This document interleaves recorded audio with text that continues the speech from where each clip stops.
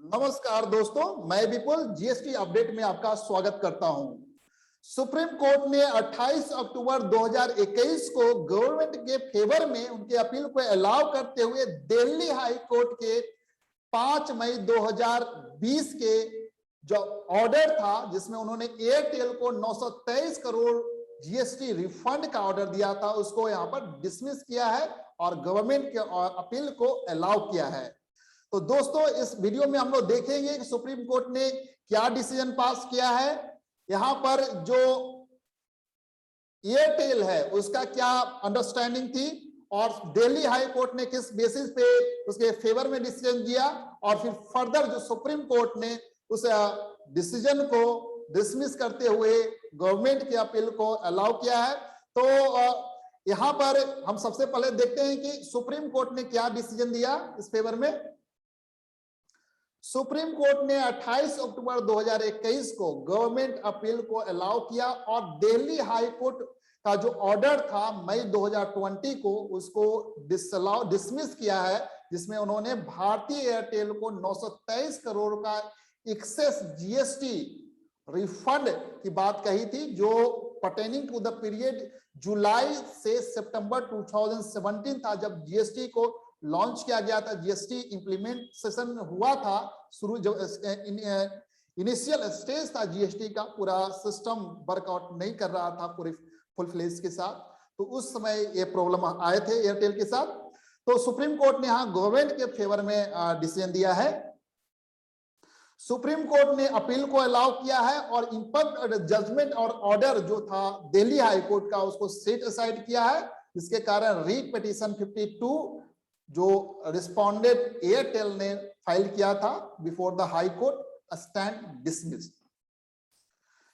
Airtel का क्या मानना था यहाँ पर? एयरटेल ने अपने स्टेटमेंट में कहा कि Airtel said that the matter pertain to 2017 when GST had just been introduced and the company paid excess cash towards GST to the tune of 923 crore rupees instead of utilizing the available input tax credit, as there was no automated reconciliation available at that time. Supreme court ने क्या किया? In its order pass on 28 October 2021, honourable supreme court has maintained that company has the freedom to avail the amount of 923 crore as input tax credit in the subsequent return, which the company had duly done. Government had moved the apex court, Delhi High Court, on May 5th, 2020, order that allowed Airtel refund of excess GST return filed between July and September 2017. The petition, government ने क्या किया? Petition was filed against the 4 respondents, including Bharti Airtel, GST Council and CBIC via its chairman. तो यहाँ पर respondent में थे। Delhi high court ने अपने ऑर्डर में डायरेक्ट किया था गवर्नमेंट को कि वो जो एक्सेस जीएसटी क्लेम है उसको वेरीफाई करे within the 2 weeks of the order and refund the amount to Bharti Airtel. Airtel का कहना था, सुनील मित्तल जो है, had pleaded that it had paid an excess amount 923 crore as tax since form GSTR 2A was not operational during the error period, जो था जुलाई से सितंबर तक का। However, government claimed that Airtel had underreported input tax credit from July to September 2017. Airtel का कहना था जो access जो उन्होंने पे किया है 923 करोड़, तो वो जो पीरियड था उसमें इस सिस्टम पूरा ऑपरेशन में नहीं था, जबकि गवर्नमेंट का कहना है कि एयरटेल ने उतने इनपुट टैक्स क्रेडिट से अंडर रिपोर्टिंग की है जुलाई से लेकर सितंबर 2017 के पीरियड में। Delhi high court, since there were no checks on form GSTR 3B which was manually filed by the petitioner, the excess payment of the tax went unnoticed, said a copy of the High Court order delivered on 5th May 2020. It added that the Airtel desires to correct its returns, but is being prevented from doing so as there is no enabling statutory procedure implemented by the government.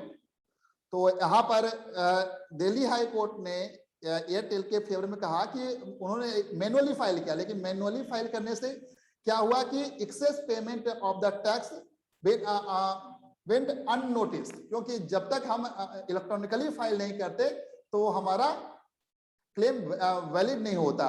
तो यहाँ पर उन्होंने manually file किया था और Delhi high court ने कहा अपने ऑर्डर में कि Airtel desire to correct return, वो रिटर्न करेक्ट करना चाहता था इसलिए मैनुअली फाइल किया, but prevented from doing so, लेकिन उसको इलेक्ट्रॉनिकली नहीं कर पाया as so as there is no enabling statutory procedure implemented by the government.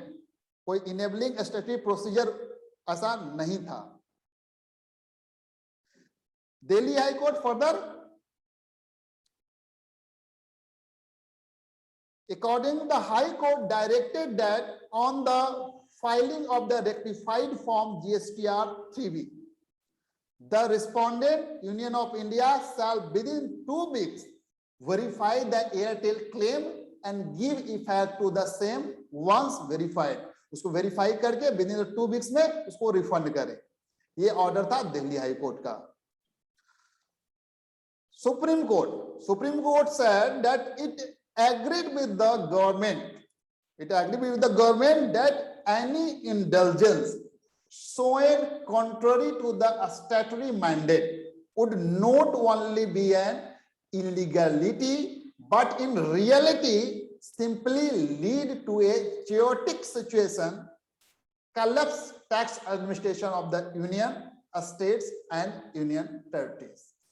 Supreme court ने क्या कहा कि एनी इंडल्जेंस जो स्टैट्यूटरी मैंडेट है उसके कंट्ररी जाते हैं तो सिर्फ इलीगल ही नहीं है बल्कि इन रियलिटी वो कॉम्प्लिकेटेड सिचुएशन क्रिएट कर देगा और पूरा टैक्स एडमिनिस्ट्रेशन को कलेक्ट कर देगा। As a result Airtel cannot be permitted to unilaterally carry out rectification of its returns submitted electronically in form GSTR 3B। तो यूनिलैटरली करेक्ट रेक्टिफिकेशन नहीं कर सकता है, ठीक है, which inevitably would affect the, क्या होगा उससे, क्या होगा, obligation and liability of the other stakeholder, वो भी अफेक्ट चुकी होता है because cascading effect in the GST में होता है इन देयर इलेक्ट्रॉनिक रिकॉर्ड। तो ये कहते हुए सुप्रीम कोर्ट ने दिल्ली हाई कोर्ट के ऑर्डर को डिसमिस किया है और गवर्नमेंट के अपील को अलाउ किया है। Thank you so much for watching this video.